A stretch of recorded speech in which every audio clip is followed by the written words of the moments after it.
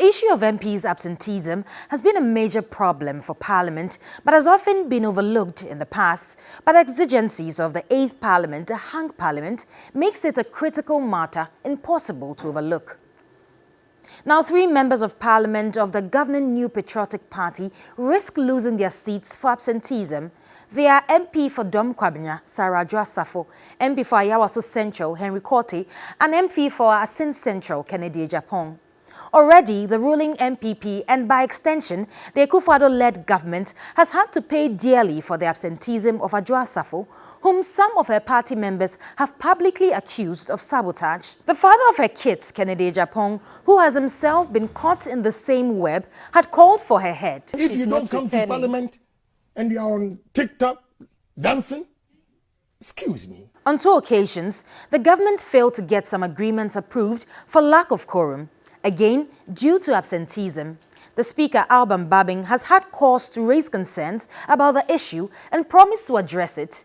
Now he has taken action. I hereby refer the said honorable members to the Committee of Privileges for consideration and report to the House 2 weeks after the House reconvenes. A petition by the former MP for Kumbungu, Ras Mubarak, and same referred to the Privileges Committee will cause the 3 MPs to show cause why they should not vacate their seats in accordance with Article 97(1)(c), which states, quote, "A member of Parliament shall vacate his seat in Parliament if he is absent without the permission in writing of the Speaker and he is unable to offer a reasonable explanation to the Parliamentary Committee on Privileges from 15 sittings of a meeting of Parliament during any period that Parliament has been summoned to meet and continues to meet," unquote. The Privileges Committee consists of the First Deputy Speaker as chairperson and not more than 30 other members, and its job is to inquire into any complaint of contempt of Parliament or any matter of privilege which may be referred to it. Not everyone is pleased though.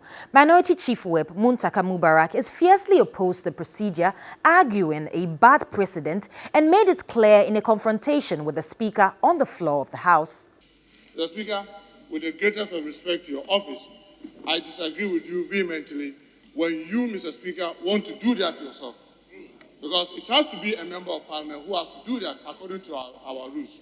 And Mr. Speaker, Honorable member, read the standing order again. Mr. Speaker, I will be careful to listen. Read the standing order again.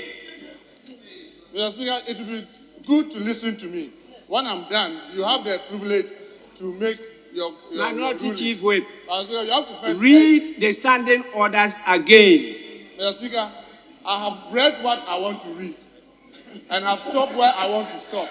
Honorable member, fair, you listen to me, and when you hear me, will you resume your seat? You have to hear me first. Will you resume your seat? For former advisor to the United Nations, Professor Bafo Ajimanjia, a closed-door meeting between the Speaker and leadership of the House could have averted the confrontation. The leadership of Parliament should be able to resolve certain things before coming to the chamber to have this kind of confrontation, because we are witnessing too many confrontations in our Parliament. The North-Tong MP, Samuel Okudzeto-Ablakwa, finds it commendable that the 3 MPs have been taken on by the Speaker.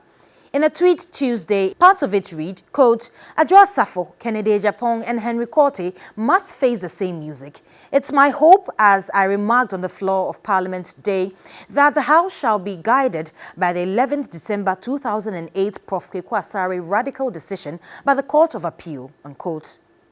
Member of the Privileges Committee and the first MPP MP to have blown Joasafo's cover on the matter backs the move, but advises she resigns. As of now, we have received news that she's well and she's doing well, and so we don't have any cause to say that she's not been able to conduct herself well because of ill health or any other situation that can hinder her from conducting herself as a member of Parliament. So I think the best way is to relinquish the seat.